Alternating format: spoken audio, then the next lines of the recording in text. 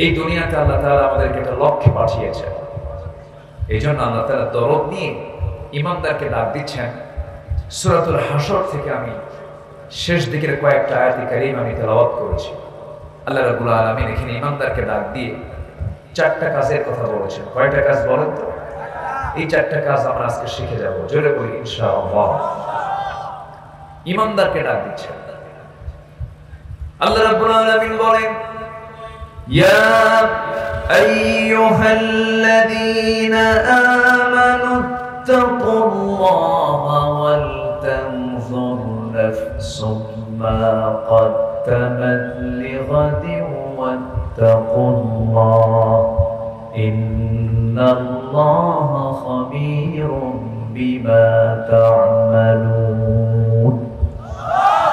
ولا تكونوا كالذين نسوا الله فأنساهم أنفسهم أولئك هم الفاسقون. جربوا الله أكبر. لا يستوي أصحاب النار وأصحاب الجنة أصحاب الجنة هم الفائزون. جربوا الله أكبر. الله رب العالمين ইমানদারকে ডাক দিচ্ছেন, ও বিলিভার্স, ও বিশ্বাসী যারা ঈমান এনেছো, ঈমানের দাবিতে যারা বলিয়ান হয়ে আছো, যারা বলছো আমি ঈমানদার, তাদেরকে আল্লাহ রাব্বুল আলামিন ডাক দিচ্ছেন। এরকম করে ইয়া আইয়ুহাল্লাযীনা আমানু বলে আরো একাধিক জায়গায় সম্বোধন করে ডাক দিয়েছেন। আবার ইয়া আইয়ুহাল ইনসান বলে ডাক দিয়েছেন, ইয়া আইয়ুহান নাস বলে ডাক দিয়েছেন। আল্লাহ রাব্বুল আলামিন এই জায়গায় ডাক দিয়ে বলছেন, বান্দারে এক নাম্বার কাজ হবে তুমি কাউকে ভয় করবে না। জীবন চলাচলে জীবনের সকল জায়গায় তোমার দায়িত্ব হলো ভয় করতে হবে একমাত্র কার? আসতে বলবেন না, কার? আল্লাহর ভয় তোমরা করো। আল্লাহর ভয় মানে হলো বান্দা তুমি চলতে নিয়া তোমার লাইফ স্টাইল, তোমার জীবন পদ্ধতি, তোমার গোটা জীবনের যে কর্ম পদ্ধতি, এটাকে পরিচালনা করতে গিয়া কারো হুকুম কারো আইন কানুন মেনে চলা যাবে না। প্রত্যেকটা জায়গায় আমি আল্লাহ আমার আইন কানুনকে মেনে চলবে, পদ্ধতিগুলো মেনে চলবে। এটাই হলো আমার প্রতি ভয় দেখা, আমার প্রতি ভয় থাকা, আমার প্রতি সম্মান রাখা। আমি যে তোমার রব, আমি যে তোমার প্রভু, আমি যে হুকুমগুলো করেছি সেই হুকুমগুলো তোমার মেনে নাও তোমার জন্য দায়িত্ব।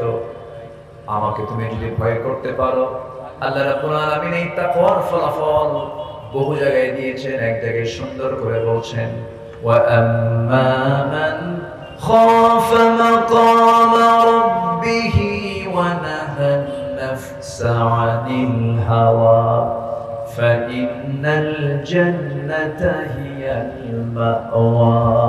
জোরে বলুন আল্লাহু আকবার। আল্লাহ রাব্বুল আলামিন বলেন, যার দিলের মাকামে আমার ভয়টা ইস্তেকামাত হয়ে যাবে, আমার ভয়টা বদ্ধমূল হয়ে যাবে, আমি আল্লাহ রাব্বুল আলামিন ঘোষণা করছি যারা নফসের দাসত্ব না করে আমার গোলামি যারা করবে, আমি আল্লাহ রাব্বুল আলামিন 8টা জান্নাতের অন্যতম একটা জান্নাত, জান্নাতে মাওয়া আমি তার জন্য বরাদ্দ করে দেব। তাহলে এই দিলে ভয় দিলে রাখতে হয়, কার ভয়টা রাখবো? আসতে বলবে না, কার ভয়টা রাখবো? আল্লাহ ছাড়া কাউকে ভয় করা কি জায়েজ আছে নাকি? পৃথিবীর মানুষ কি মানুষকে ভয় করতে পারে? মানুষ ভয় করবে কাকে? আসতে বলবেন না, কাকে? সবচাইতে আমাকে বড় পুরস্কার দিতে পারেন তিনি কে? সবচাইতে বড় ভয়ঙ্কর শাস্তি দিতে পারেন আমাকে তিনি কে? আল্লাহ তাআলা। ইউআযযিবু মান ইয়াশা ওয়া ইয়াগফিরু লিমান ইয়াশা। আল্লাহ যাকে চান শাস্তি দেন, আল্লাহ যাকে চান ক্ষমা করে দেন। এখন বিষয়টা হলো শাস্তির কিন্তু ক্লাস আছে। যেরকম আপনি একজনকে চপেটাঘাত করলেন, থাপ্পড় মারলেন, থাপ্পড় মারলে কিন্তু আপনার ফাঁসি হবে না, বড় জোর হয়তো এটার জন্য কিছু লঘু শাস্তি আপনার হবে। কিন্তু আপনি একজনকে খুন করে ফেললেন, খুনের শাস্তি আর থাপ্পড় মারার শাস্তি কি একরকম? একরকম না। শাস্তিও কি একরকম? তো জাগতিক জীবনে বান্দা যার নাম, তার কিছু ভুলভাল হবে, তার কিছু ভুল হয়ে যাবে, ঘটে যাওয়া কিছু ভুল হবে, এটা বান্দার বৈশিষ্ট্য। এটা ফেরেশতার কোনো ভুল হবে না। ফেরেশতার ভুল করার কোনো যোগ্যতা আল্লাহ দেননি। ফেরেশতার ভিতরে কোনো কামনা বাসনা দেননি। সম্পদের মোহ, তার নারীর প্রতি টান, অর্থের প্রতি টান, এগুলো ফেরেশতাকে দেওয়া হয়নি। কিন্তু এটা আছে বান্দার মধ্যে। এটা দিয়েছেন কে? আসতে বলবে না, দিয়েছেন কে? আল্লাহ তাআলা। দেওয়ার কারণে বান্দার কিছু ভুল হতে পারে, ভুল হবে, কিন্তু আল্লাহ বলছেন, বান্দা তুমি কি জানো তোমার ভুল হয়ে যায়, কিন্তু ভুলটা যদি হওয়ার সঙ্গে সঙ্গে তুমি যদি আমার কাছে তওবা করে মাফ চাও, আমি তোমাকে মাফ করব। আস্তে করে সুবহানাল্লাহ। এবং আল্লাহ তাআলা এত দয়ালু যে দুনিয়ার কোন থানায় তোমার নামটা একবার যদি কালো তালিকায় ওঠে, আমৃত্যু তুমি যদি জগতের সেরা মানুষ হয়ে যাও, ভালো মানুষ হয়ে যাও, থানার তালিকায় কিন্তু তোমার নামটা কালো তালিকা থেকে বাদ যায় না। কিন্তু আল্লাহ রাব্বুল আলামিন বলেন, বান্দারে তুই যদি আমার দিকে তওবা করে ফিরে আসিস, ইল্লা মান তাবা ওয়া আমানা ওয়া আমিলা সালিহান ফাউলাইকা ইউবাদদিলুল্লাহু সাইয়্যাতিহিম হাসানাত। জোরে বলুন আল্লাহু আকবার। যারা তওবা করবে, ঈমান আনবে এবং আমলে সালেহ করবে, ঈমান থেকে আল্লাহ রাব্বুল আলামিন মাঝখানে দিয়েছেন, কারণ আপনি যদি ফিরে না আসেন ঈমান তো আপনার থাকবে না। আল্লাহকে তওবার কথা বলেছেন এবং তওবা নামে একটা সূরা আছে না নাই বলেন? আছে। যদি বান্দা তুমি তওবা করে ফিরে আসো, চুরি করেছে আর জীবনে চুরি করব না, জিনা করেছে আর জীবনে জিনা করব না, মিথ্যা সাক্ষী দিয়েছি, মিথ্যা কথা আর জীবনে বলবো না, সাক্ষী আর দেব না, বান্দার হক নষ্ট করেছি, বান্দার হক আর নষ্ট করব না, ধোঁকা দিয়েছি, জীবনে আর ধোঁকাবাজি করব না, মামলার রায় উল্টায় দিয়েছি, আমার নিজের মন মতো করেছে আর জীবনে এগুলো করব না। ও আল্লাহ, তোমার পথে আমি ফিরে আসলাম। চোখের পানি বান্দা তুমি যদি ফেলে যদি তওবা করতে পারো, আল্লাহ বলেন, বান্দা তোর চোখের পানি যদি তওবার মধ্য দিয়ে আমার কাছে আসে, যদি 7 সমুদ্রের পানি দিয়ে জাহান্নাম কখনো নিভাতে পারবি না, কিন্তু তোর এক ফোঁটা চোখের পানি আমার ভয়ে যদি তুই কাঁদতে পারিস, 7টা জাহান্নামের আগুন আমি তোর এক ফোঁটা চোখের পানি দিয়ে মুছাইয়া দেব, নিভিয়ে দেব, আমি তোকে জান্নাত দেব এবং তোর সমস্ত সাইয়্যাতকে, গুনাহগুলোকে হাসানাত দিয়ে মিটাইয়া দেব। আল্লাহু আকবার বলে। এটা আমার কথা, মোল্লার কথা না আল্লাহর কথা? আল্লাহর কথা। শর্ত হলো ফিরে আসতে হবে। কার পথে? আসতে বলবেন না, কার পথে? ফিরে আসার পথ এখন আমাদের সামনে বন্ধ আছে না খোলা আছে? মরার পরে আসতে বলেন, মরার পরে, মরার পরে আর সুযোগ পাবেন না। অতএব খোলা থাকবে ততক্ষণ কি জীবিত আছি, যতক্ষণ আমাকে ফিরে আসতে হবে। তাহলে ভয় করবো আমরা প্রথমে কাকে বলেন তো? আসতে ভয় করবো কাকে? আমার জীবনের সকল কাজকর্মের 1 নম্বর রাজসাক্ষী কে? আসতে বলে রাজসাক্ষী কে? দিনের আলোতে মানুষও দেখে, আল্লাহও দেখে, রাতের আধারে মানুষ দেখে, কিন্তু কে দেখে? সন্দেহ লাগে নাকি আপনাদের? দিনের আলোতে আল্লাহ যা দেখেন, রাতের আধারেও তাই দেখেন। আমার জীবনের সবচাইতে বড় রাজসাক্ষী যদি আমি আল্লাহকে মানতে পারি, আমার দ্বারা চুল পরিমাণ পাপ কাজ করার কোনো সুযোগ আমার হবে না, ঠিক না? অতএব আল্লাহকে রাজসাক্ষী মানানোই হচ্ছে আল্লাহর ভয়। আজকে সমাজে হালাল কাজের পরিমাণ বেশি না হারাম কাজের পরিমাণ বেশি?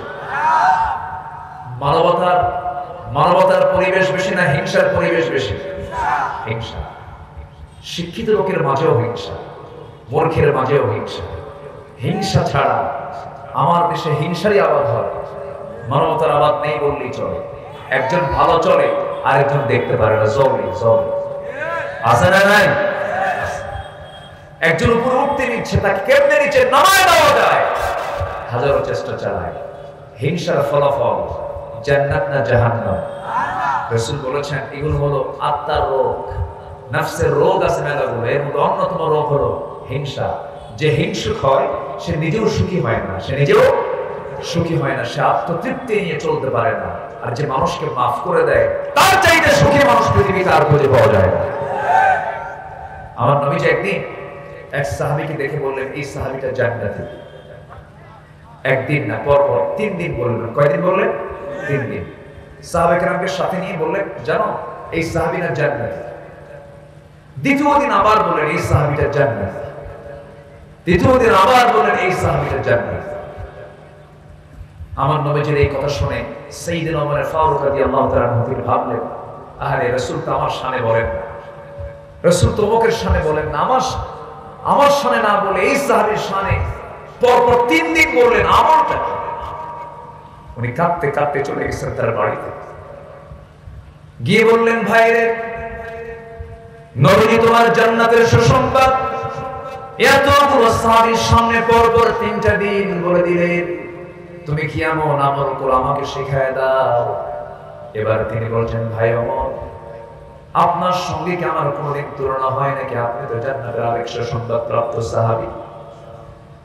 কিন্তু রাসূল জামার শানে বললেন, কেন বললেন, কি জন্য বললেন আমি নিজেও জানি না, তবে আমার অনেকগুলো ভাঙাচোরা আমলের মধ্যে একটা আমল হলো আমি যখন রাতের বেলা ঘুমাতে যাই, ঘুমানোর পূর্বে আমি যে দোয়াটা করি সেই দোয়া পড়ার পূর্বে আমি চিন্তা করি এই যে সকাল থেকে রাত পর্যন্ত কত লোকের সঙ্গে আমি চলাফেরা করলাম, লেনদেন করলাম, কথাবার্তা বললাম, এই চলাফেরার মাঝে যতগুলো ভুল করে ফেলেছি, যত অপরাধ করে ফেলেছি, এর জন্য আমি আল্লাহর কাছে মাফ চাই, এবং যার প্রতি যত রাগ ক্ষোভ যত গোস্বাগুলো আছে আমি প্রত্যেক মানুষকে নিজের পক্ষ থেকে মাফ করে দিয়ে ঘুমায়া পড়ি। আমার মনে হয় আল্লাহ তাআলা এই জন্যই রাসূলকে দিয়ে আমাকে এই সংবাদটা পাঠায় দিয়েছে, যে মানুষকে মাফ করতে জানে আল্লাহ তাকে মাফ করতে জানেন। সুবহানাল্লাহ বলবেন না? আপনি প্রতিশোধ নেবেন, প্রতিশোধের মজা হলো কিছুক্ষণ, আপনি মাফ করে দিবেন, মাফ করার মজা হলো আজীবন। কিন্তু আমরা তো তা করি না, আমরা তা বুঝি না, আমরা প্রতিশোধের আগুনে দাউ দাউ করে জ্বলি, কেমনে ওরে শেষ করে ফেলবো, কেমনে ওর ক্ষতি করব। আমি কোরআন হাদিস যতটুকু পড়েছি, গোটা কোরআনে আল্লাহ তাআলা যত হুকুম দিয়েছেন এর মধ্যে সবচেয়ে আমার কাছে মনে হয় সবচেয়ে শ্রেষ্ঠ কাজ হলো যে মানুষ মানুষের কল্যাণে পাশে দাঁড়াতে পারে। খায়রুন নাসি মান ইয়ানফাউন নাস। কিন্তু আজকে আমরা এই মহৎ কাজ থেকে নিজেকে গুটিয়ে রেখেছি। দিন দিন মামলার পরিমাণ কমছে না বাড়ছে? এ তো নিয়ামতের লক্ষণ, তাই না? আসতে হবে, মামলার পরিমাণ কমছে না বাড়ছে? বাড়ছে। মামলা করা কি এটা কি মহব্বতের লক্ষণ? আমার বন্ধুগণ, কথাই তো কথা বাড়ে, হিংসার ফলাফল হলো রাসূল বলেছেন ক্বালা ইয়াকুম ফিল হাসাদ ফাইনাল হাসাদা ইয়াকুলুল হাসানাত কামা তাকুলুন নারুল হাতাব। তোমরা হিংসা থেকে নিজেকে গুটিয়ে রাখো। আগুন কাঠখণ্ডকে যেমন জ্বালিয়ে পড়ে ভস্ম করে দেয়, ছাই বানায় দেয়, তেমন হিংসা মানুষের সমস্ত নেক আমলকে জ্বালিয়ে পড়ে ছাই করে দেয়। অনেকদিন আগে এক মুরব্বীর কাছ থেকে একটা উদাহরণ শুনেছিলাম। গ্রামের মুরব্বী, যারা বয়স্ক মুরব্বী, তাদের কাছ থেকে অনেক চমকপ্রদ কিছু সুন্দর কথা শোনা যায়। তো কোন এক বেচারি যুবক বিয়ে করবে, আগের যুগে বিয়ে করতে যেত ঘোড়ায় চড়ে বিয়ে করতে যেত। তো ঘোড়ায় চড়ে বিয়ে করতে যাবে, গ্রামের এক প্রবীণ মুরব্বীর একটা ঘোড়া আছে। তো তাকে গিয়ে বললো যে চাচা আমার অমুক দিন বিয়া, ঘোড়াটা কি দেওয়া যাবে? তো মুরব্বী বয়স্ক মানুষ বেচারি খেপে গিয়ে বলছে আমি তোর কোনো ঘোড়া দেবো না, তুই যা। তো ঘোড়া না দেওয়ার স্বীকৃতি যখন দিয়েছে, ছেলেটার মনটা খারাপ হয়ে গেছে, যুবকের মন খারাপ হয়ে গেছে। তো কদরের রাত্রিতে নামাজ পড়তে গেছে। তো নামাজ শেষে দোয়া শুরু করছে হুজুর। দোয়ার মধ্যে এই যুবকটা বলতেছে আল্লাহ এই কদরের রাতে তোমার কাছে আমার কোনো দোয়া নেই, শুধু একটা দোয়া, বুড়ার জন্য ঘোরা বলে, বুড়ার জন্য কি বলে ঘোরা, দোয়া টোয়া কইরা চলে আসছে বাড়িতে। বাড়িতে এসে দেখে ওর মার চোখে পানি, মা কাঁদে। কে মা তুমি কাঁদতো কেন? তো বাবা তোর গরুটা মরে গেছে। কথা কি বুঝতেছেন আপনারা? তাহলে দোয়া করলো কি মরার জন্য, কিন্তু মালাকুল মউত ঠিকই আসছে, কিন্তু মরলো কি ঘোড়া নাকি মরলো? কার গরু মরছে? যাই দোয়া করছে। Just example. আপনি অপরের জন্য যা চাবেন, যদি কল্যাণ চান এটা আপনার জন্য কল্যাণ হবে, অপরের জন্য অকল্যাণ চাবেন আপনার জন্য সে অকল্যাণ বয়ে আসবে। হারাম দিকে যাব না আমরা, হারামের কোনো বরকত নেই। একটা হাদিসের ব্যাখ্যায় পড়লাম, সুদের গড়া সম্পদের মেয়াদ হলো 40 বছর। ঠিক সই নয়। হারাম কখনো টিকে না, অন্যায় কখনো টিকে না, জুলুম কখনো টিকে না। সম্মানিত ভাইয়েরা, সাদ্দাত দুনিয়ায় কল্পিত জান্নাত বানিয়েছিল জুলুম করে। সাদ্দাত কি তার কল্পিত জান্নাতের মধ্যে পা রাখতে পেরেছিল? পারেনি। ফেরাউন চেয়েছিল মুসা আলাইহিস সালামকে তার সদল বলে দরিয়ার ভিতরে পানিতে চুবায়া মারতে পেরেছিল? পারেনি, কারণ এগুলো জুলুম। এগুলো কি বলে? জুলুম। নমরুদ চেয়েছিল ইব্রাহিম আলাইহিস সালামের তাওহীদি এই আন্দোলনকে নিভিয়ে দেওয়ার জন্য, পায়। নমরুদের জন্য বরাদ্দ ছিল হলো ন্যাংরা মশা। আসতে পান কেন? ফেরাউনের জন্য বরাদ্দ ছিল হলো নীল দরিয়া। আজকের সমাজে যারা জুলুম করে, অত্যাচার করে, কোন কিছুর সফলতার মুখ দেখতে চান, শিক্ষা নিন ফেরাউনের ইতিহাস থেকে। 1600 বছর হায়াত পাওয়ার পরেও, 1600 বছর এই বিশাল জিন্দেগি পাওয়ার পরেও আল্লাহ ফেরাউনকে ধরেছেন 1600 বছরে কয়দিন? আসতে বলে না, কয়দিন? একদিন ধরেছেন। সম্মানিত ভাইরা, হারাম কোন পথে যাব না, জুলুমের পথে যাব না। হারামের তো কোনো আরাম নাই, হারামের কোনো আরাম নাই। একটা প্রবাদ আছে, যে দামে কেনা সে দামেই বেচা। এক বেচারি গোটা রাত পরিশ্রম করে ঘোড়া চুরি করছে। কি চুরি করছে? ঘোড়া চুরি করছে। ঘোড়া চুরি করে সকালবেলা বাড়িতে পৌঁছে গেছে। ছেলেকে ডাক দিয়ে বলে, বাবা আমি তো গোটা রাত কষ্ট করে ঘোড়াটা চুরি করে আনলাম, আমার চোখে প্রচুর ঘুম, তুমি একটু ঘোড়াটা বিক্রি করে বাড়িতে আসো। তো ছেলেকে দায়িত্ব দিয়েছে, ছেলে ঘোড়া বিক্রি করতে গেছে। বিক্রেতা এসে বলতেছে, ভাই ঘোড়ার দাম কত? কত? ঠিক আছে, তোমার দামটা আমি দেবো, কিন্তু ঘোড়া তোমার একটু দেখা দরকার। এটি চড়ি ঘোড়া, একটু দাবড়াই। তো ঘোড়ার পিঠে চড়ে দাবড়ানো শুরু করছে। যে ক্রেতা ঘোড়াটা নিয়ে ওই যে দাবড়ানো শুরু করছে, আর সে আর ফেরত আসে না। এক বিকাল চলে গেছে, আর ফেরত নেই। ছেলেটা বিকাল বেলা বিক্রি করতেই পারলো না, চলে আসছে বাড়িতে ব্যর্থ হৃদয় নিয়ে। বাবা ঘুম থেকে উঠে বলতেছে, বাজান ঘোড়ার দাম কত? ঘোড়া কত দিয়ে বেচলে? কাব্বা যে দামে কেনা সেই দামেই বেচা, যে দামে কেনা সে দামেই বেচা। অন্যায় করে, অন্যায় পথে থেকে আমি আপনি টিকতে পারবো না। এটা আমার কথা নয়। কার কথা? আসতে বলবেন না, কার কথা? আল্লাহর কথা। ফেরাউন টিকতে চেয়েছিল, নাম কিন্তু তারও কোরআন শরীফে আছে। কোরআন মজিদে তার নাম আছে না নাই? কোরআন মজিদে অনেক নবীর নাম বাদ পড়ে গেছে। লক্ষ পয়গম্বর আল্লাহ রাব্বুল আলামিন দুনিয়াতে পাঠিয়েছেন, মাত্র 25 জন নবীর নাম কোরআনে উল্লেখ আছে। নবীয়্যিন বলে সম্বোধন করেছেন আল্লাহ, সিদ্দিকীন বলে সম্বোধন করেছেন আল্লাহ। কিন্তু মাত্র 25 জন নবীর নাম আছে, কিন্তু ফেরাউনের নামটা কোরআনে আছে, হামানের নামটা কোরআনে আছে।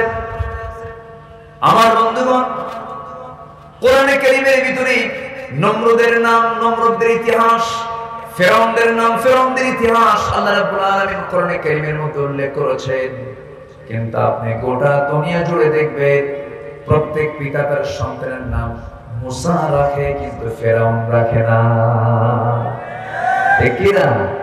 ইব্রাহিম রাখে, কিন্তু নমরুদ রাখে না। মুহাম্মদ রাখে, কিন্তু আবু জেহেল রাখে না। তারাও কিন্তু দাপুরে কম ছিল না, তাদের কিন্তু সমাজে কম প্রভাব ছিল না, কম দাপট ছিল না, কম প্রভাব বিস্তার তারাও করে নাই, কিন্তু কেউ তাদের নাম মোহাম্মদ রাখে না। আমার বন্ধুগণ, এই বাংলার ইতিহাসে মীর জাফরের নাম আছে না নাই বলেন?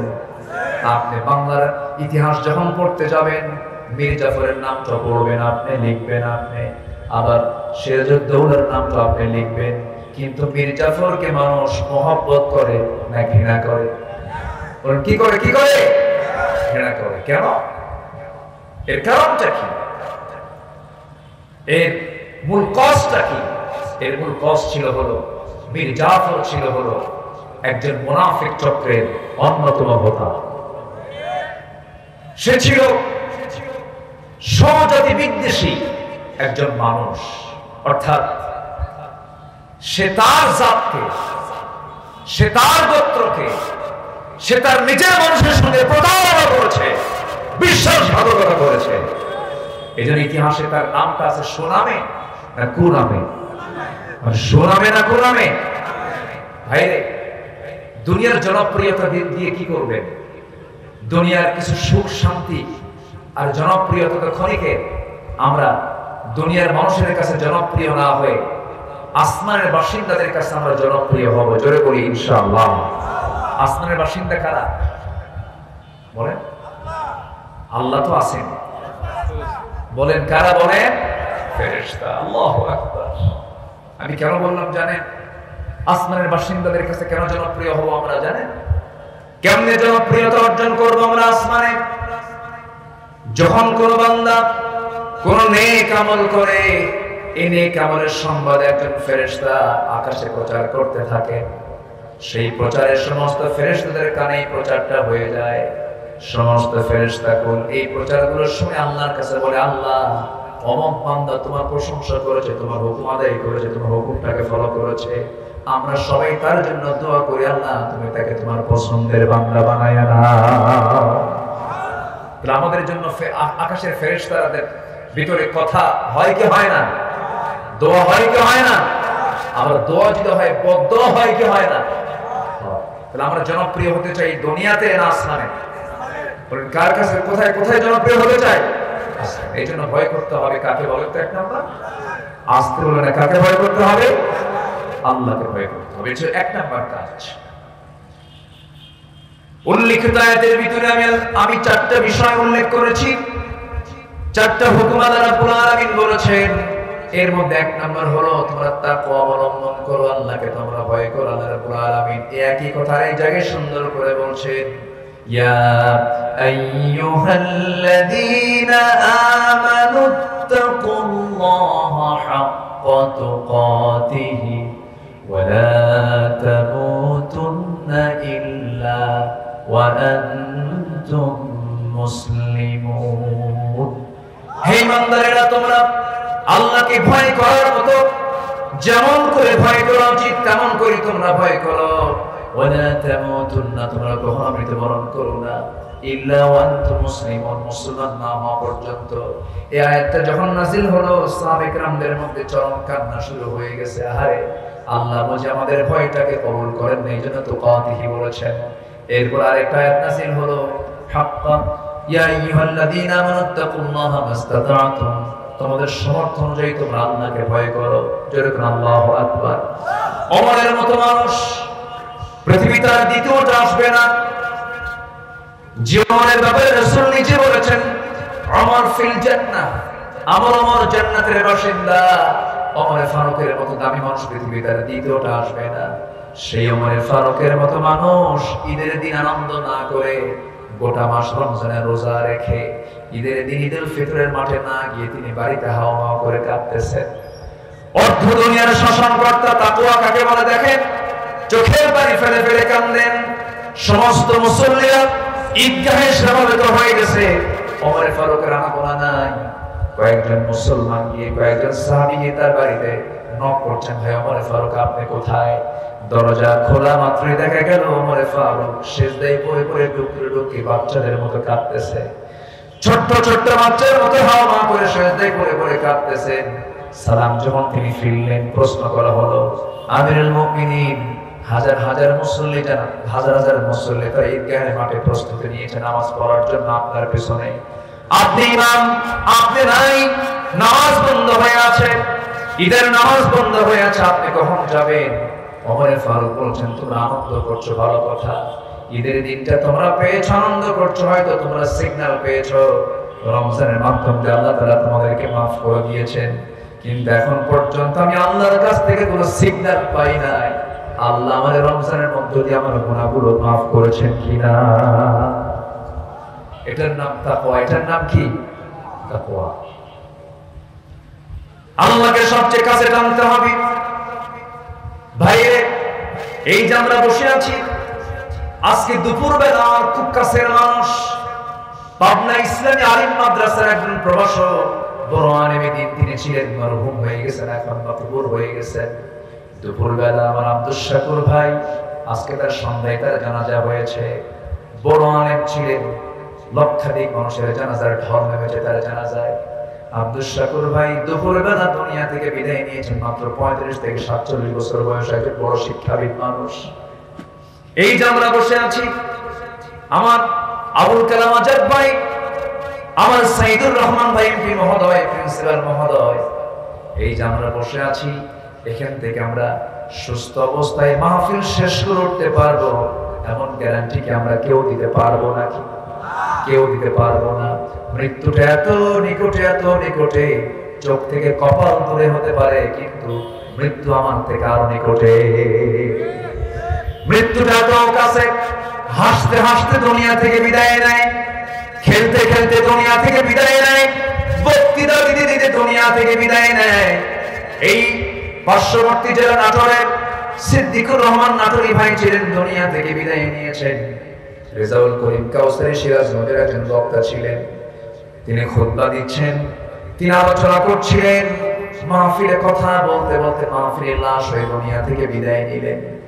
আমার বন্ধুগণ, তামিরুল মিল্লাত কামিল মাদ্রাসার ভাইস প্রিন্সিপাল একিউম সিফাতুল্লাহ রাহিমাহুল্লাহ বড় আলেম দিন ছিলেন, বক্তৃতার মঞ্চে বক্তৃতা দিতে দিতে ওই খার মটকে মঞ্চে দুনিয়া থেকে বিদায় নিয়ে চলে গেছেন, দুনিয়া থেকে বিদায় নিয়েছেন।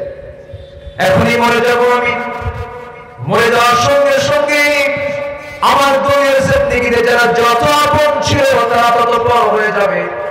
আমার রাত্রেবেলা যেতে দেরি হতো, বউটা ফোন দিয়ে বলতেন, আপনি কোথায় আছেন? আপনি ছাড়া ঘুম হচ্ছে না।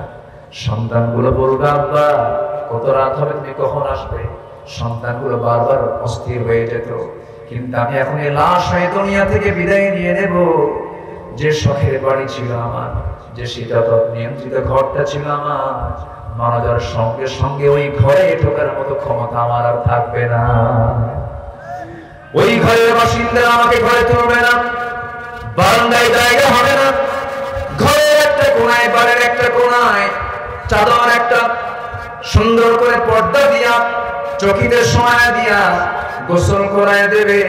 সেলাইওয়ালা সুন্দর ডিজাইনার কাপড় চোপড় যদি গায়ে থাকে, কেচে দিয়ে কেটে কেটে ফেলবে, গোসল করায় দেবে। গোসল করায় দিয়া চট করে বাজারে চলে যাবে, তাহিরপুরের বাজারে গিয়া কাফনের কাপড়টা কিনে আনবে। সেলাই চলবে না, টান মেরে দুটা ভাগ করবে, গলার মধ্যে ঢুকায় দেবে। আরেকটা মাথা দিয়া সুন্দর করে চকলেটের মতো মাথায় একটা বাঁধন, বামে পায়ে একটা বাঁধন দিয়ে দিবেন, জাস্ট চকলেট। সোজা নিয়ে চলে যাবে জানাজার প্রান্তরে। বউটা বলবে, স্বামী রে, বিদায়ের সময় একটু পরে যাওয়ার চান্স দিলা না, কথা বলার চান্স দিলা না। সন্তানগুলো হাওয়া করে কাঁদবে, গলা ভেঙে যাবে, টেনে হেঁচে কবরের দিকে নিয়ে চলে যাবে, মরা মুখ সব দেখে দেখে চলে যাবে। এই যে কিছুক্ষণ দেখা হলো, কবরে রেখে আসবে, 24 ঘন্টা যাবে না, মাথার চুলগুলো খসে খসে পড়বে। এই চুলে কত যত্ন নিলাম, এই চুলে কত সাবান দিলাম, শ্যাম্পু দিলাম, 24 ঘন্টায় চুলগুলো খসে খসে পড়বে। 3 দিন যাবে না, চামড়াগুলো গলে গলে পোকার পেটের খাবার হয়ে যাবে। যে পোকা দেখে আমি ভয় পেতাম, সেই পোকার রাজত্বে, সেই পোকার নিয়ন্ত্রণে আমার দেহ চলে যাবে। মাত্র 7টা দিন লাগবে না, পেটের নাড়ি ভুঁড়ি, পেটটা ফুলে চোখ দিয়া, কান দিয়া, নাক দিয়ে ফেটে সব নাড়ি ভুঁড়ি বের হয়ে যাবে, কিম্ভূত কিমাকার চেহারা হয়ে যাবে। মাত্র 3টা মাস পর যদি কবর খনন করা হয়, আমার কবরে আমাকে চেনার মতো হাড় হাড্ডি ছাড়া আর আমার কবরে কিছুই থাকবে না রে ভাই। আল্লাহ এই জন্য বলছেন, বান্দারে আমাকে তুই ভয় কর, আমার তুই জিকির কর। দিন শেষে বন্ধু তোর কেউ না, দিন শেষে বন্ধু আপনজন বলতে তোর কেউ নাই। আপনজন বলতে যদি কেউ থাকে, তিনি আমার কে? এটা জোরে বলেন, তিনি আমার কে? সে আল্লাহ তাআলা আমার প্রকৃত বন্ধু। যখন আমার জন্ম হয় নাই, আমার কোন অস্তিত্ব ছিল না, আমার আব্বা আম্মা তাদের সম্পর্ক হলো 1 ফোঁটা পানি থেকে আল্লাহ তাআলা আমাকে বানায়া দিলেন। আল্লাহ বলছেন, তুই কেমন করে অহংকার করিস? আল্লাহ রাব্বুল আলামিন বান্দাকে প্রশ্ন করছেন সূরা দাহারের ভিতরে, হাল আতা আলাল ইনসানি হিনুম মিনাদ দাহরি লাম ইয়াকুন শাইআন মাযকুরা।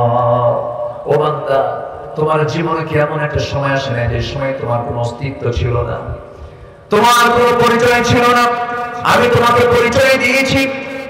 তোমার মার পেটের ভিতরে আমি আল্লাহ জমাট করে, ঝুলন্ত করে, বদলা করে, আজমা করে, চামড়ার প্যাকেট দিয়া 3 মাস পূর্ণ করার পরে তার মধ্যে রূহটা সঞ্চার করে দিয়েছি। 4 মাস চলে গেছে, 5 মাস চলে গেছে, এরপর আমি তোমার জন্য তকদির নির্ধারণ করে দিয়েছি, রিজিক নির্ধারণ করে দিয়েছি, হায়াত মওতের সব কিছু নির্ধারণ করে দিয়েছি। এরপরে তোমাকে আমি আল্লাহ তাআলা নিজে, তোমার মার পেটের ভিতরে দুনিয়ার কোনো খাবার চলবে না, আমি খাবারের ম্যানেজমেন্ট করে দিয়েছি।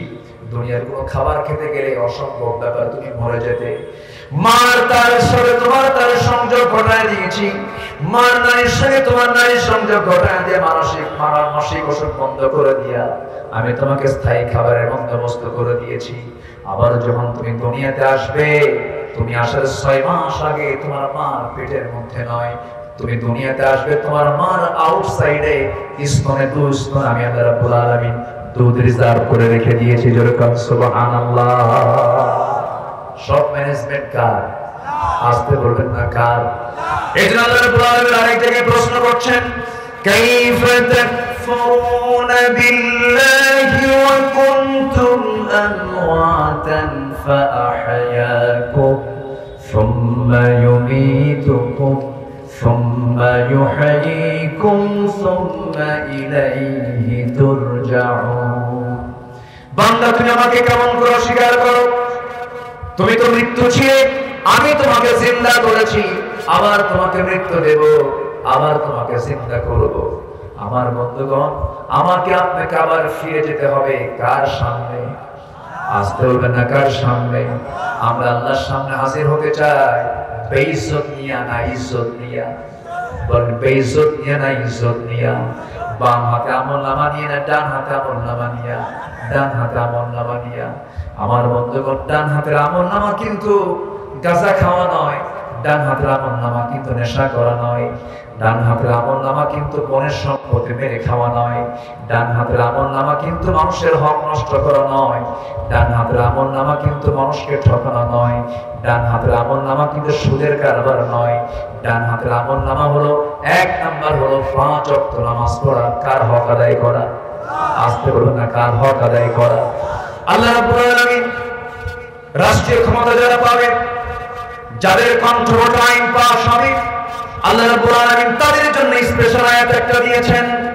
ও দুনিয়ার জীবনে যারা রাজত্ব পেয়েছো, যারা ক্ষমতা পেয়েছো, যারা পাওয়ার পেয়েছো, তোমাদের কাছে আমার 4টা হুকুম দিয়ে দিলাম। তোমরা যখন ক্ষমতা পেয়ে যাবে, 4টা বিধান সমাজে চালু করে দেবে। আমি আল্লাহ তাআলা ফাতাহনা আলাইহিম বারাকাতিন মিনাস সামাই ওয়াল আরদ, আমি আল্লাহ তাআলা আসমান জমিনের সমস্ত বরকতের দরজা খুলে দেব। শুনবেন শুনবেন শুনবেন, আল্লাহ রাব্বুল আলামিন 4টা হুকুম দিয়েছেন। সেই সমস্ত ব্যক্তিদেরকে আল্লাহ রাব্বুল আলামিন সুন্দর করে বলছেন, الذين إن مكناهم في الأرض أقاموا الصلاة وآتوا الزكاة وأمروا بالمعروف ونهوا عن المنكر ولله عاقبة الأمور جربوا الله أكبر আমি দুনিয়ার জিন্দেগিতে যাদেরকে রাষ্ট্রীয় ক্ষমতা দেব পাওয়ার দেব যাদের কন্ট্রোলে আইন পাস হবে যারা কথা বললে সেই কথাটাই আইন হয়ে যাবে তাদের জন্য আমি চারটা কাজ আদায় করে নামাজটা কার হক আসতে বলবেন না কার হক আমি আজকে খুব ধন্য যে আজকে আমার শ্রোতা মণ্ডলী যারা আছেন এমপি থেকে শুরু করে সাধারণ মানুষ পর্যন্ত আছেন আলহামদুলিল্লাহ জয় বলি আলহামদুলিল্লাহ আপনি কি বিরক্ত হচ্ছেন কষ্ট পাচ্ছেন নাকি আপনারা আলোচনা চালাই জোরে বলি ইনশাআল্লাহ এবং আমি আরো আনন্দিত বাগমারা উপজেলায় মাহফিল শুরু হয় হলো রাত 1টার দিকে কিন্তু আজকে এটা একটা আমার কাছে খুব ব্যতিক্রম মনে হলো আলহামদুলিল্লাহ বাগমারার ম্যাক্সিমাম মাহফিলও শেষ হয় একদম শেষ রাত্রে প্রধান বক্তাকে উঠাই হলো শেষে কিন্তু আজকের মাহফিলটা একটা আদর্শ মাহফিল যে সুসময়ে শুরু হচ্ছে সুসময়ে শেষ হবে জোরে বলি ইনশাআল্লাহ এখান থেকে যেন আমরা একটা শিক্ষাও নিতে পারি ঠিক আছে না জি আলহামদুলিল্লাহ তাহলে আল্লাহ তাআলা বলছেন আমি যাদেরকে ক্ষমতা দেব তারা চারটা আইন সমাজে চালু করবে একটা হচ্ছে আল্লাহর হক কয় ওয়াক্ত নামাজ আসতে বলবেন না কয় ওয়াক্ত নামাজ সবাই কি নামাজ পড়ি সবাই কি নামাজ পড়ি কি হ্যাঁ বাৎসরিক বাৎসরিক মাসিক সাপ্তাহিক তাহলে ইয়ারলিও নয় মান্থলিও নয় উইকলিও নয় আল্লাহ দেখতে চান ডেইলি দৈনিক 5 ওয়াক্ত নামাজ আসর মুসল্লি কি ইয়ারলি না ডেইলি বলেন বাৎসরিক বাৎসরিক না দৈনন্দিন আমরা দৈনন্দিন নামাজ পড়বো কয় ওয়াক্ত আসতে বলবো না কয় ওয়াক্ত যদি কারো ফজর দিয়ে দিন শুরু হয় আল্লাহর কসম করে বলি ফজর দিয়ে যার দিন শুরু হবে সেই দিনের সকল কল্যাণ বরকত আল্লাহ তার মধ্যে ঢুকায় দিবে ফজরের আগ দিয়ে প্রত্যেক বান্দার কাছে শয়তান ওয়াসওয়াসা দেওয়ার জন্য আসে সহিহ হাদিস কিন্তু আমি বানিয়ে বলছি ফজরের আগ দিয়ে শয়তান চলে আসে এসে সে ওয়াজ করে রাসূল বলছেন আলাইকা লাইলুত তাওয়িল শয়তান বলে আলাইকা লাইলুত তাওয়িল তোমার জন্য রাতটা অনেক লম্বা তোমার জন্য রাতটা অনেক লম্বা এরকম করে কেন ওয়াজ করে আমার রাসূল বললেন সেই সময় বান্দা তুমি যদি শয়তানের ওই ওয়াসওয়াসা থেকে বাঁচতে চাও শয়তান সেই সময় আরো 3টা গিট লেগে দেয় 3টা গিট মেরে দেয় 3টা বাঁধন দিয়ে দেয় গিট মারা পর্যন্ত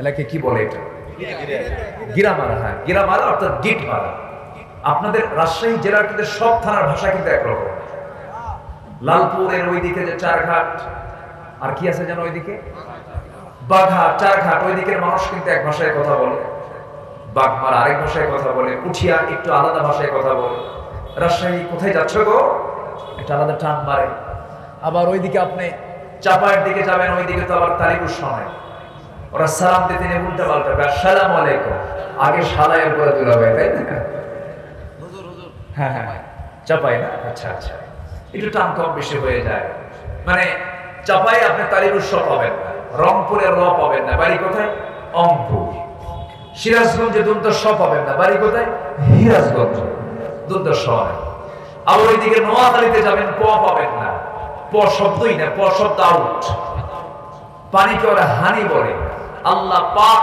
হয় না আল্লাহ ফাক মানে পাক শব্দটা ওরা বলতে পারে না এটা ওদের আঞ্চলিকতার কারণে তাদের হয় না চিরদিন তো কোনো কথাই নাই ওরা যখন গল্প করে মনে হয় গন্ডগোল আছে ওদের ভাষা মালাকুল মউতের বোঝা কঠিন এত জাস্ট কথার কথা বলছি এটা রূপক অর্থে বলছে আবার এটাকে আপনার দলিল হিসেবে নেবেন এই ভাষাগুলো কে দিয়েছেন বলেন তো আসতে বলেন ভাষাগুলো মূলত কে দিয়েছেন আল্লাহ দিয়েছেন কিন্তু বড় আশ্চর্যের বিষয় শুধু বাংলাদেশ নয় গোটা পৃথিবীতে আঞ্চলিকতা বাদে গোটা পৃথিবীতে আছে প্রায় 4500 ভাষা সুবহানাল্লাহ বলবেন না? তাহলে 750 কোটি মানুষের দুনিয়ায় 4500 ভাষা আছে। এই 4500 ভাষার মানুষ সব হজ করতে গেলে কোন জায়গায় যায়? কোথায় যায়? মক্কায় যায়, কাবায় যায়। কাবায় কি করতে হয়? তোয়াফ করতে হবে। তোয়াফ ছাড়া কি হজ হবে? সাই ছাড়া হজ হবে? হবে না। তোয়াফ করতে গিয়ে যখন নামাজের সময় হয় তখন ইমাম নামাজে দাঁড়ায়। 4500 ভাষার মানুষ সেই এক ইমামের পেছনে দাঁড়ায় নামাজ পড়ে। বোঝে কি বোঝে না? আসতে পারে। বোঝে কি বোঝে না? শোনে কি শোনে না? মজা পায় কি পায় না? এক হাজি গেছে সৌদিতে, কোথাও ভাষা বোঝে না, মানে তার কাছে মনে হচ্ছে হারে আমার ভাষা কেউ বোঝে না। দেশে এসে বুড়া চাচা বন্ধুর কাছে গল্প করে, বন্ধু এমন দেশে গেছিলাম যে দেশে কোথাও বাংলা পাইলাম না, শুধু 2 জায়গায় বাংলা পাইছি, আজান যখন দিল আর নামাজ যখন শুরু করলো। কি কথা কি বুঝতেছেন আপনারা? সূরা ফাতিহা যখন কইছে আর আজান যখন দিল তখন মনে হলো যে আমার কাছে বাংলা নেই। অর্থাৎ এটা বোঝাও কোরআনের ভাষা হলো পৃথিবীর সকল মানুষের জন্য সহজের ভাষা। যেরকম সুবহানাল্লাহ, আল্লাহ প্রত্যেক জিহ্বার সাথে এটাকে ব্যালেন্স করে দিয়েছেন। আল্লাহু আকবার বলো। এবং এটা হবে কবরের ভাষা, এটা হবে মিজানের ভাষা, এটা হবে পুলসিরাতের ভাষা, এটা হবে হাসরের ভাষা, এটা হবে জান্নাতের ভাষা। অতএব এই কোরআনের এই ভাষা, এই কোরআনকে নিয়ে যারাই ষড়যন্ত্র করেছে এবং যারাই ষড়যন্ত্র করবে, ইতিহাসে আস্থা করে তারা নিক্ষিপ্ত হবে। ঠিক কি বলেন? কোরআন কার? আসতে বলে না, কোরআন কার? কোরআনকে নিয়ে যারা বাজে কথা বলে, এমন জাতীয় কিছু বুদ্ধিজীবী নামের নাস্তিকজীবী বলে যে কোরআন 1500 বছর আগে থাকা একটা কিতাব, 1500 বছর আগের এই কিতাব আজকের দুনিয়াতে চলতে পারে না, এটা মধ্যযুগীয় আইন। এই জাতীয় কথা বলা মানে সে কি ইমানদার আছে না নাস্তিক হয়ে গেছে? এমন বহু মুসলিম নামধারী কুলাঙ্গার আমার দেশে আছে না নাই? আসতে বলেন না, আছে না নাই? যারা নাস্তিক তারা কোনো দলের হতে পারে না, তারা নাস্তিক, তারা নির্দিষ্ট কোনো দলের লোক হতে পারে না, তারা আমাদের কোনোদিন বন্ধু হতে পারে না। সম্মানিত ভাই, সম্মানিত বন্ধুগণ, সবচেয়ে বড় কাজ হলো আমাকে আগে আমার ঈমানকে হেফাজত করতে হবে। আমার বন্ধু কে? কে খুশি হবেন? আমার রব কে খুশি হবেন? আল্লাহ খুশি হবেন।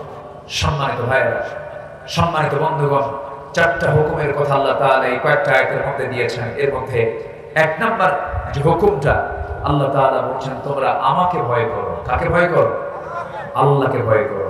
আল্লাহকে ভয় করার 1 নাম্বার কাজ হবে আমরা 5 ওয়াক্ত নামাজ পড়বো। সবাইকে রাজি আছেন? একানা জামাতে, একানা জামাতে, মনোযোগে না মনোযোগে, বুঝে না না বুঝে। শয়তান গিট মারে কয়টা? কোন সময়ের আগে? কোন সময়ের আগে? ফজরের আগে 3টা গিট মেরে দেয়। 3টা গিট মেরে দিয়া শয়তান বলে, আলাইকা লাইলুন তাবিল, তোমার জন্য রাত অনেক লম্বা। রাসূল বলে দিলেন, সেই সময় যদি কোনো বান্দা এই 3টা গিট যদি ছুটাতে চায়, তার 3টা কাজ করতে হবে। নাম্বার 1, সে আল্লাহর নাম নিয়ে সুন্দর দোয়াটা পড়ে, ঘুম থেকে ওঠার দোয়াটা পড়ে সে যদি বিছানায় উঠে বসতে পারে, 1টা গিট ছুটে যায়। সুন্দর করে যখন ওযু বানায় নেয়, 2টা গিট ছুটে যায়। যখন সে নামাজের জন্য যখন পায়ে হেঁটে হেঁটে মসজিদের দিকে রওনা দেয়, নামাজে যখন দাঁড়িয়ে যায়, 3টা গিট ছুটে গেল। জোরে কোন সুবহানাল্লাহ। আর এই 3টা গিট যদি শয়তানের সকালবেলা যদি ছুটাতে পারে, সারাদিন ওই বান্দার কাছে শয়তান আর সহজে আসতে পারে না। সবাইকে নামাজ পড়তে রাজি আছি? 5 ওয়াক্ত নামাজ পড়বেন কারা কারা? একটু হাত তুলে দেখান তো দেখি। সবাইকে রাজি আছেন? জোরে বলি ইয়া আল্লাহ, আরো জোরে ইয়া আল্লাহ। আমাদেরকে 5 ওয়াক্ত সালাত আদায় করার তৌফিক তুমি আল্লাহ দিয়ে দাও। জোরে বলি আমিন, আরো জোরে আমিন, আরো জোরে আমিন। আল্লাহ মুসল্লি দেখতে চান ইয়ারলি না ডেইলি? মান্থলি না ডেইলি? বলেন বলেন কি? ডেইলি। নামাজ হবে কয় ওয়াক্ত? 5 ওয়াক্ত। আমরা পড়বো, জোরে বলি ইনশাআল্লাহ। ভয় করবো কাকে? আসতে বলে না, ভয় করবো কাকে? ভয়টা কি জানেন? সাইয়েদনা ওমর ফারুকের নাম সবাই শুনছেন তো? ওমর ফারুকের নাম কয় নাম্বার খলিফা? বলেন কয় নাম্বার? ইসলামের খলিফা কয়জন? বলেন কয়জন? 4 জন। এবং 2 নাম্বার কে? 1 নাম্বার আবু বকর। এগুলো কি মুসলমানদের জানা কম দরকার না বেশি দরকার? বেশি দরকার। ইসলামের চর্চা, ইসলামের যে কালচার গুলো, এগুলো জানা দরকার আমাদের। অনেকদিন আগে এক মাহফিলে বললাম, ওমর ফারুককে চিনেন কি? সামনে থেকে একটা ছোট্ট ছেলে দাঁড়ায় বলল, হুজুর আমি চিনি। কে? আমাদের বাড়ির দোতলায় ভাড়া থাকে। মানে ও ছোট মানুষ তো, ওর মুখ ব্রেনে যা আসছে। আমি বললাম তুমি 100 তে 100 পাইছো। সাইয়েদনা ওমর সে ওমর নয়, অর্ধ দুনিয়ার শাসন করত, অর্ধ দুনিয়া, যাকে দেখে রোম পারস্য থরথর করে কাঁপত, যিনি গোটা অর্ধ দুনিয়া শাসন করেছেন। তার যে এরিয়াটা ছিল এখন প্রেজেন্ট ওয়ার্ল্ডে, তাতে 40টা রাষ্ট্র গঠিত হয়েছে। কয়টা রাষ্ট্র? 40টা রাষ্ট্র। সাইয়েদনা ওমর ফারুক রাদিয়াল্লাহু তাআলা আনহু। তাকওয়া কাকে বলে দেখেন। তিনি একদিন তার পরিবারের জন্য কলসিতে করে কূপ থেকে পানি তুলে মাথায় করে আনতেছে। কিসে করে? মাথায় করে, কলসিতে করে মাথায় করে নিয়ে আসতেছে। হঠাৎ করে একজন প্রশ্নকারী তার সামনে দাঁড়ায় গেল। দাঁড়িয়ে গিয়ে বলতেছে, খলিফা ওমর ফারুক, আমার একটা জিজ্ঞাসা ছিল। বলো। কে? মাথায় কলসি, আমি জিজ্ঞাসা করি কেমনে, দয়া করে মাটিতে নামান। উনি করলেন কি, মাথার কলসিটা মাটিতে না নামায়া উনি হাঁটুতে রাখলেন। কোথায় রাখলেন? হাঁটুতে। হাঁটুতে রেখে বললেন, কি প্রশ্ন বলো? প্রশ্নকারী বলে ফেললেন, সাইয়েদনা ওমর মাথায় ছিল সেটাই তো সহজ ছিল, আপনি হাঁটুতে রেখে আপনার কষ্টের পরিমাণটা বেড়ে গেল, দয়া করে মাটিতে রাখলে ভালো হয়। সঙ্গে সঙ্গে ওমর ফারুক বলছেন, প্রশ্নকারী ঠিক আছে, সহজ বিষয় তুমি মনে করলে, কিন্তু আমার কিছু জটিল মনে হচ্ছে। কেন? এই যে কলসিটা আমি মাথায় নিয়েছি, আমি এবার হাঁটুতে রেখে মাটিতে নামাচ্ছি না, এই জন্য মাটিতে জন্য রাখতেছে না, এই জন্য কারণ এই জমিনটা আমার নয়। এই জমিনে যখন এই কলসি যখন আমি রাখতে যাব, কলসির তলা হলো ভিজা। এই জমিনে রাখার সঙ্গে সঙ্গে এই জমিন থেকে কিছু মাটি কলসির তলায় লেগে যাবে। আর এই যে তলায় লেগে গেল, এতটুকু মাটি আমি যদি এখান থেকে নিয়ে চলে যাই, এই জমিওয়ালা কিয়ামতের দিন আমার বিরুদ্ধে মামলা দায়ের করবে। আমি কেমন করে জবাব দেব? আমি কেমন করে তার জবাব দেব? এই জন্য আমি কলসিটা মাটিতে রাখতেছি না, কলসির তলা ভিজা হওয়ার কারণে। সাইয়েদনা ওমর ফারুক তার শাসনামলে তার বাইতুল মালে, তার রাষ্ট্রীয় খাজানায়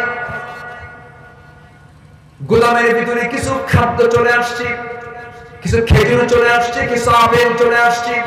সেই খেজুর আপেল গুলো তিনি বন্টন করবেন। বন্টন শুরু হয় না, বন্টনের আগে তার ছোট্ট ছেলে সাইয়েদনা ওমর ফারুকের সামনে আসলেন। এসে বাপকে না বলেই করলেন কি, একটা আপেল তার হাতের মধ্যে উঠায় নিলেন। আপেলটা যখন ছোট্ট ছেলে উঠায় নিয়েছে, মুখের মধ্যে নাও মাত্রই ওমর ফারুক খেপে গিয়ে রেগে গিয়ে ছেলেটার মুখের মধ্যে নখ ঢুকায় দিয়ে আপেলটা বের করে বলছে, বাজান রাগ করিস না, যা তোর মার কাছে চলে যায়, আপেল তোর খাওয়া যাবে না। ছোট্ট ছেলেটা কান্নাকাটি করে মার কাছে গিয়ে বলতেছে, মা আব্বা আমার মুখ থেকে আপেলটা খুলে নিয়েছে, বের করে নিয়েছে, আমাকে খেতে দেয় নাই। সাইয়েদনা ওমর ফারুক রাদিয়াল্লাহু তাআলা আনহু বাড়ির মধ্যে ঢুকলেন। ঢোকা মাত্র স্ত্রী বলছেন, স্বামী আমার, খলিফাতুল মুসলিমিন, আপনি মন খারাপ করবেন না, বিচার সঠিক করবেন, ভালো কথা, কিন্তু ছোট্ট এই বাচ্চাটা একটা আপেল নহে মুখে দিয়েছে, সে আপেলটা মুখ থেকে বের করার কি দরকার ছিল? আমরা নয় যে ভাগে আপেলটা বাবার, সে আপেল হতে একটা আপেল নহে কম নিতাম। অযথা একটা সন্তানকে আপনি কাঁদায় ফেলেন, ছোট্ট বাচ্চাকে কাঁদায় ফেললেন। ওমর ফারুক বলছেন, আমার স্ত্রী, মন খারাপ করো না, মন খারাপ করো না স্ত্রী, সন্তানের দরদ তোমারও আছে আমারও আছে, কিন্তু তুমি কি এটা নিশ্চিত বলতে পারবে এই যে আপেলগুলো বন্টন হয় নাই, এই আপেলগুলো যখন বন্টন করা হবে সবাই যা পাবে আমিও তাই পাবো, কিন্তু বন্টন কিন্তু আমার ভাগে যে আপেলগুলো পড়বে সে আপেলের মধ্যে ওই আপেলটাকে পড়বে যে আপেলটা তোমার সন্তান মুখে নিয়েছিল না, তা তো আমরা গ্যারান্টি দিতে পারবো না। অতএব বন্টনের আগে কোনো সম্পদ আমি কারো হাতে দিতে চাই না। যেরকম সুবহানাল্লাহ। তাকওয়া কাকে বলে?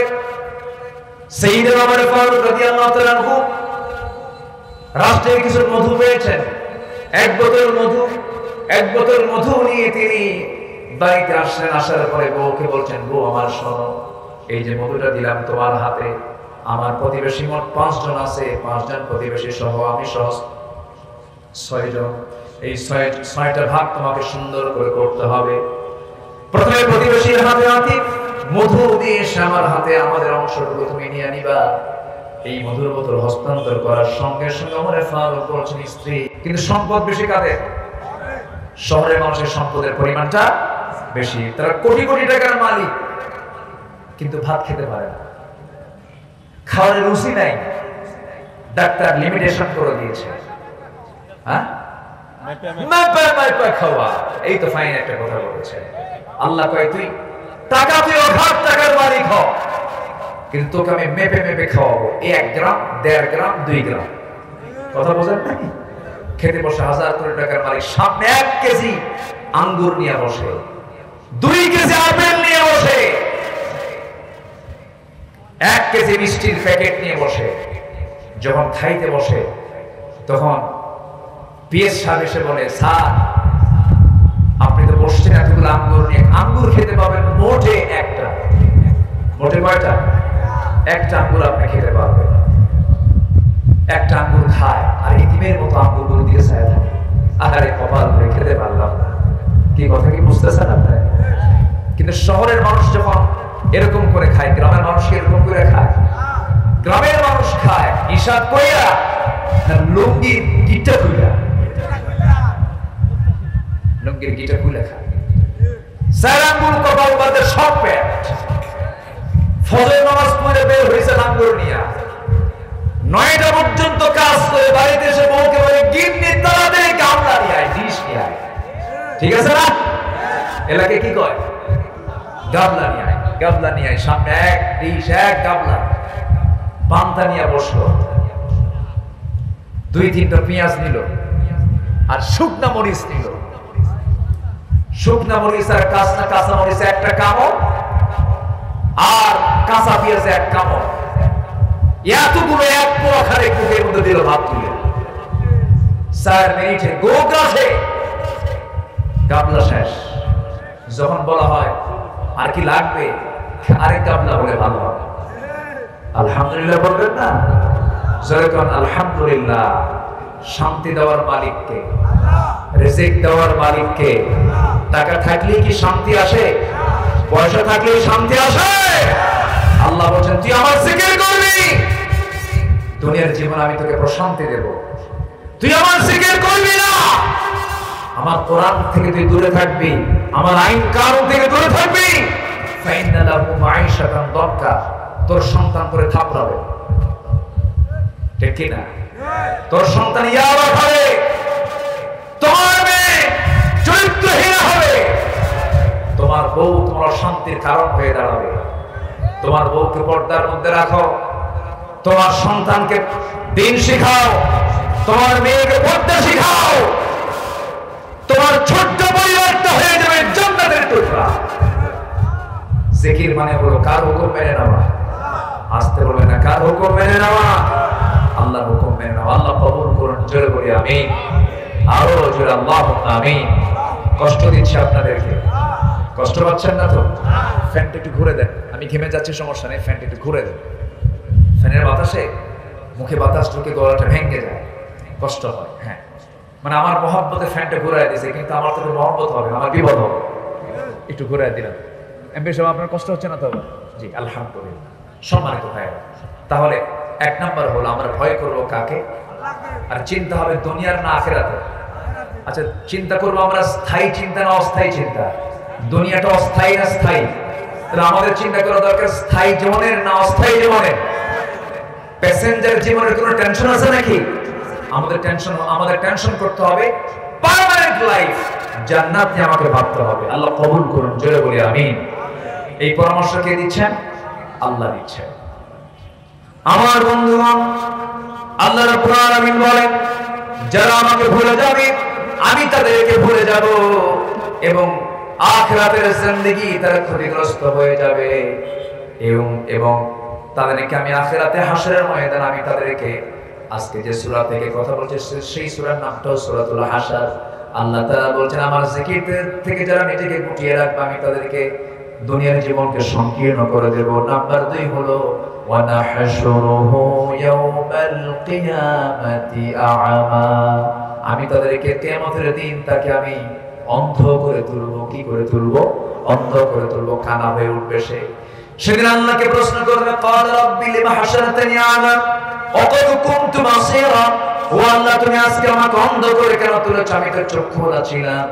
ক্বাল কাযালিকা তাতকা আয়াতুনা ফানাসিতাহা ওয়া কাযালিকাল ইয়াওমা তুনসা। আল্লাহ বলবেন, আমি তোকে দুনিয়ার জিন্দেগিতে চোখ দিয়েছিলাম, সবকিছু দিয়েছিলাম, কিন্তু তুই আমাকে ভুলে গিয়েছিস, আমাকে তুই স্মরণ করিস না। এই জন্য আজকের দিনে তুই আমাকে ভুলে যাবার কারণে দুনিয়াতে আজকের দিনে আমি তোকে ভুলে গেলাম। জোরে কর নাউযুবিল্লাহ। দুনিয়াতে ভুলবো না আল্লাহকে, আল্লাহ ভুলবেন না আখিরাতে। আর দুনিয়াতে ভুলবো আল্লাহকে, ভুলে যাবেন আখিরাতে কে? আল্লাহ আমাকে ভুলে যাবেন। আমার বন্ধুগণ, আল্লাহ কত সুন্দর করে বান্দাকে বুঝাইয়া দিচ্ছেন। এরপরে বান্দাকে বলছেন, বান্দা তুমি যদি এমনটা করো তাহলে তুমি ফাসিক হয়ে যাবে। আল্লাহ তাআলা ফাসিকের খেতাব দিয়ে বলছেন, আল্লাহ রাব্বুল আলামিন তার পরবর্তী আয়াতে সুন্দর করে বলছেন, লাইকুল ফাসিকুন বলি বলছেন, লা ইয়াস্তাভি আসহাবুন নারি ওয়া আসহাবুল জান্নাহ, আসহাবুল জান্নাতি হুমুল ফাইজুন। জান্নাতের বাসিন্দা আর জাহান্নামের বাসিন্দা কখনো সমান হতে পারে না। জান্নাতের যারা বাসিন্দা হবে তারাই হবে মহা সাফল্যবান। জোরে বলি সুবহানাল্লাহ। সর্বনিম্ন জান্নাত যে বান্দাকে দুনিয়া থেকে মারা যাওয়ার পর আল্লাহ পাক যে বান্দা সর্বনিম্ন জান্নাত বান্দাকে দিবেন, সেই জান্নাতের এরিয়াটা হবে 10টা পৃথিবীর মতো একটা জান্নাত। জোরে বলি সুবহানাল্লাহ। সেই জান্নাত কি সবাই পেতে চায়? সেই জান্নাত কি সবাই পেতে চায়? তাহলে নিজের বউকে কি বেপরদায় রাখবো? বেহায়া করে রাখবো? নিজের বউয়ের ছবি উলঙ্গ করে, বেহায়া করে, লিপস্টিক লাগায়, অর্ধলগ্ন করে ফেসবুকে পোস্ট করে এমন স্বামী বাপ মারা আছে না নাই? এগুলো কি জান্নাতের কাজ? আসতে নিয়ে আমি যখন আজকে রোডে আসতেছি, আমার ড্রাইভার মহাশয়, ড্রাইভার তো ড্রাইভার, আমারও ড্রাইভার মানে কি আমারও পরিচালক, বুদ্ধি ওদেরও কম। আমারও ওয়াজ করবো একটা, বললাম তুমি এই ওয়াজটা পাইলা কই? তো বলতেছে, দেখেন হুজুর, দেখেন এই যে হোন্ডায় চড়ে পিছনে একটা মহিলাকে নিয়ে যাচ্ছে, হোন্ডার সিসি জিত হয় 150, আর এই মহিলা চড়ার জন্য গাড়ির সিসি হয়ে গেছে 250। আছে না? আছে কি না? এই নোংরামিগুলো নিজের বউ আপনি নিজে দেখবেন, অন্যকে দেখাবেন কেন? নিজের বউয়ের ছবি ফেসবুকে পোস্ট করে বলে, আসুন আমার বউটাকে সবাই জামাতের সাথে দেখি। জোরে কর নাউযুবিল্লাহ। এগুলো জান্নাতের কাজ নয়। স্ত্রী, পরিবার, পরিজন, সন্তানাদি মেয়েদেরকে পর্দায় রাখার দরকার আছে না? পর্দার হুকুম কি কোনো হুজুরের না আল্লাহ? পর্দার হুকুম কে দিয়েছেন? ইউদনিনা আলাইহিন্না মিন জালাবিবিহিন্না। আল্লাহ তাআলা একদম স্পষ্ট করে জানিয়ে দিয়েছেন সূরা নূরের ভিতরে, সূরা আহজাবের মধ্যে একদম স্পষ্ট করে পর্দার বিধানগুলো দিয়েছেন। আসো আমরা আমাদের পরিবারকে, আমরা আমাদের নিজ জীবনকে আখিরাতের জন্য প্রস্তুত করি। ওয়াল তানজুর নাফসুম মা কদ্দামাত লিগাদ। আল্লাহ তাআলা সেই আয়াতকে ফলো করে আমাদের জীবনকে আখিরাতের জন্য প্রস্তুত করে রাখি, যেন আমরা সেই দিন বেইজ্জতের মুখোমুখি না হই। আমরা যেন সেই দিন আল্লাহর সামনে বুক উঁচু করে ইমানদারের কাতারে দাঁড়াতে পারি। তৌফিক সবাইকে দান করুন। জোরে বলি আল্লাহুম্মা আমিন। আরো জোরে আল্লাহুম্মা আমিন। আজকের এই মাহফিলে সবচেয়ে নিকটতম এই মাহফিলের সঙ্গে, মাহফিল স্পটের সাথে যার বাড়ি আমাদের এমপি মহোদয়, আজকে টোটাল সময় তিনি পাশে বসে তার মূল্যবান সময় তিনি কোরআনের জন্য ব্যয় করেছেন। আমরা তার জন্য দোয়া করি। তিনি নবনির্বাচিত এমপি, নতুন এমপি তিনি হয়েছেন, নতুন দায়িত্ব তিনি গ্রহণ করেছেন। আল্লাহ তুমি তাকে ওমরের মতো ভূমিকা পালন করার তৌফিক দিয়ে দাও। আল্লাহ তুমি তাকে ওমরের মতো ন্যায়ের পথের প্রতীক বানিয়ে দাও, হককে চেনার তৌফিক দিয়ে দাও। জনগণের এই বিশাল আমানত অত্যন্ত যত্নের সাথে পালন করার তৌফিক তুমি আল্লাহ তাকে দিয়ে দাও। আল্লাহ তুমি তাকে দ্বীনের জন্য, কোরআনের জন্য কবুল করে দাও। আমরা এই আশাবাদ কামনা করছি। মাহফিল কমিটিকে ধন্যবাদ জানাচ্ছি। আমাদের প্রিন্সিপাল মহোদয়, হাজার হাজার ছাত্র, হাজার হাজার ওস্তাদ, হাজার হাজার আলেমের যে ওস্তাদ, আল্লাহ তুমি তাকেও কবুল করো। যারা আসছেন আল্লাহ তুমি তাদেরকেও কবুল করো। এবং আমরা একই সামিয়ানার নিচে বসে এই বৈশাখের খরতাপে, বৈর আবহাওয়ার মাঝেও যে আমরা কোরআনের জন্য সময়টা ব্যয় করলাম, এই সময়টা যেন আমাদের জান্নাতের কারণ হয়ে যায় এবং আরশ আজিমের ছায়ায় যেন আল্লাহ তাআলা আমাদেরকে একসঙ্গে থাকার তৌফিক দান করে। এই আশাবাদ কামনা করছি। প্রায় 1টার কাছাকাছি বেজে যাচ্ছে। আমরা চাইবে এখন কার কাছে? আসতে বলবে না, কার কাছে চাবো? আমরা আল্লাহর কাছে চাবো। সবাই বলি সুবহানাকাল্লাহুম্মা ওয়া বিহামদিকা আশহাদু আন লা ইলাহা ইল্লা আনতা আস্তাগফিরুকা ওয়া আতুবু ইলাইকা। চিৎকার মেরে বলি, ইয়া আল্লাহ, আমার জীবনে সাগীরা কবিরা, ছোট বড় সব গুনাহ তুমি আল্লাহ মাফ করে দাও, মাফ করে দাও। জোরে বলুন, ইয়া রাব্বাল আলামিন, ইয়া রাব্বাল আলামিন, ইয়া রাব্বাল আলামিন। সবাই নামাজের মতো করে বসে আমরা আল্লাহর কাছে চাবো ইনশাআল্লাহ। আপনি দোয়া করে দেন। হ্যাঁ, সব আমি করব। পানির জন্য দোয়া করব। পানির দরকার আছে। সেদিন চিরাগম মাহফিল ছিল বাঁশখালীতে। তো বাঁশখালী মাহফিল আমি বললাম, ভাই বৃষ্টি হয় না, আমরা বৃষ্টির জন্য দোয়া করি। এক পক্ষ দাঁড়ায় গেছে, বৃষ্টি আমরা চাই না। কেন? আমাদের লবণ শেষ হয়ে যাবে। ওদের লবণের মাঠ, তো লবণের মাঠ হলা বৃষ্টি চায় না। আচ্ছা জি, তো বৃষ্টি প্রয়োজন। মানুষ মারা যাচ্ছে। আজকে হিট স্ট্রোকে গোটা দেশে বেশ কিছু মানুষ ইন্তেকাল করেছে। চরম বৈরী আবহাওয়া। আল্লাহ তুমি তোমার রহমতের বৃষ্টি দিয়ে তোমার জমিনটাকে শীতল বানিয়ে দাও। জোরে বলি আল্লাহুম্মা আমিন। আল্লাহর ফয়সালা। যখন অতিবৃষ্টি, অনাবৃষ্টি লক্ষ্য করব আমরা, তখন বুঝতে হবে জমিনটা পাপের পরিমাণ কমেছে না বেড়েছে? বেড়েছে। আমরা যদি পাপ কমিয়ে দিয়ে হাজারো দোয়ার চাইতে এটাই সবচেয়ে উত্তম কাজ হয়। আমরা দোয়া করলাম কিন্তু পাপটা ঠিকই রেগুলার করলাম তা নয়। পাপের কাম যখন কমে যাবে, রহমত নাজিল করবেন কে? বরকত নাজিল করবেন কে? গোটা দেশে সালাতুল ইস্তিসকা কিন্তু কম হচ্ছে না। প্রচুর সালাতুল ইস্তিসকা আদায় হচ্ছে। লক্ষ লক্ষ মুসলমান দোয়া করছে, কিন্তু এত দোয়াগুলো যাচ্ছে কোথায়? এর মূল কারণ কি জানেন? আমরা জমিনটাকে পাপ দিয়ে ভরপুর করে ফেলেছি। আমরা পাপ কমিয়ে ফেলি, নিজে নিজে সচেতন হয়ে যায়, পাপ মুক্ত জীবন গড়ি, পাপ মুক্ত পরিবার গড়ি, পাপ মুক্ত সমাজ গড়ি। আল্লাহ তাআলা সেই তৌফিক দান করুন। জোরে বলি আল্লাহুম্মা আমিন। একজন ভাই, কি এটা তেলাওয়াত শুনতে চাচ্ছেন? তেলাওয়াত শুনবেন আপনারা? আগ্রহ আছে? আর কি শুনবেন? গজলও শুনবেন? এতক্ষণ কি শুনলেন আপনারা? আবার নতুন করে জি আলহামদুলিল্লাহ। দেখি আমি, জি শেষ ক্লাস, তো শেষ ক্লাসে তো মানে এই 2 ঘন্টা কথা বলার পর কণ্ঠের কন্ডিশন ভালো থাকে না। দেখি একটু আমি চেষ্টা করছি ইনশাআল্লাহ, যেহেতু শুনতে চাচ্ছেন। আউযু বিল্লাহি মিনাশ শাইতানির রাজীম। বিসমিল্লাহির রহমানির রহিম।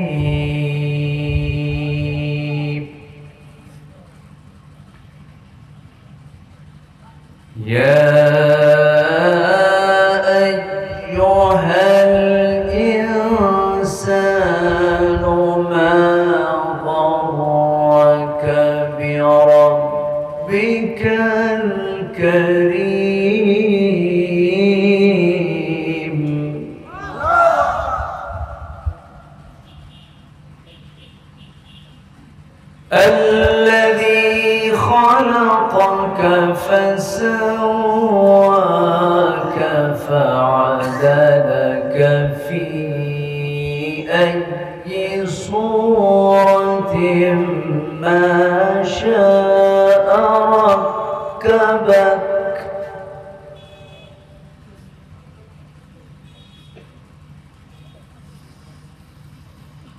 كلا بل تكذبون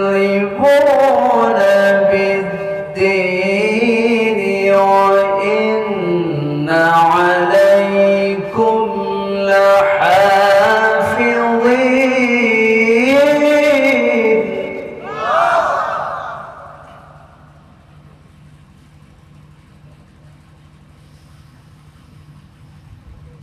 كراما كاتبين يعلمون ما تفعلون إن الأبرار لفي نعيم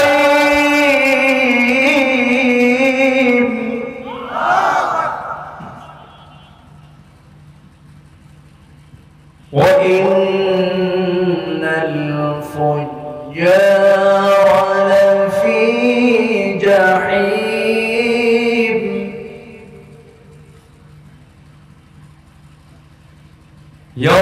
يصلونها يوم الدين وما هم عنها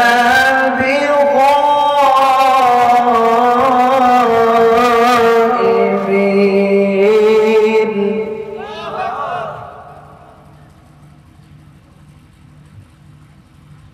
وما أدراك ما يوم الدين ثم ما أدراك ما يوم الدين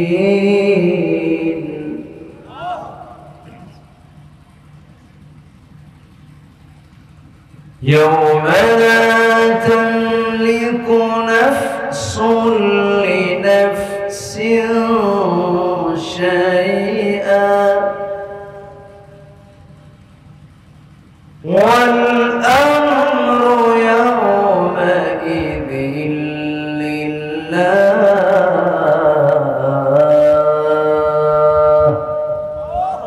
صدق الله العلي العظيم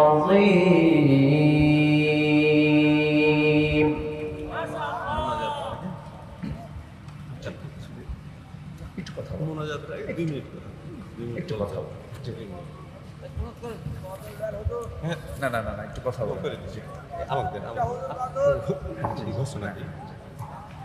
সম্মানিত সুধী মণ্ডলী, আমাদের বাগমারার কৃতি সন্তান এই তাফসীর মাহফিল কিসের ধারে বলেন তো?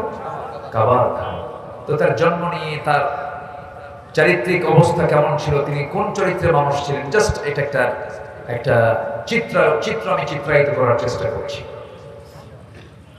এলোকে কাবার ধারে আধার চিড়ে চিনিস না কি রে, এলোকে কাবার ধারে আধার চিড়ে চিনিস না কি রে, ওকে ও মা আমিনার কোল জোড়ে চাঁদ জানিস না কি রে, এলোকে কাবার ধারে আধার চিড়ে চিনিস না কি রে।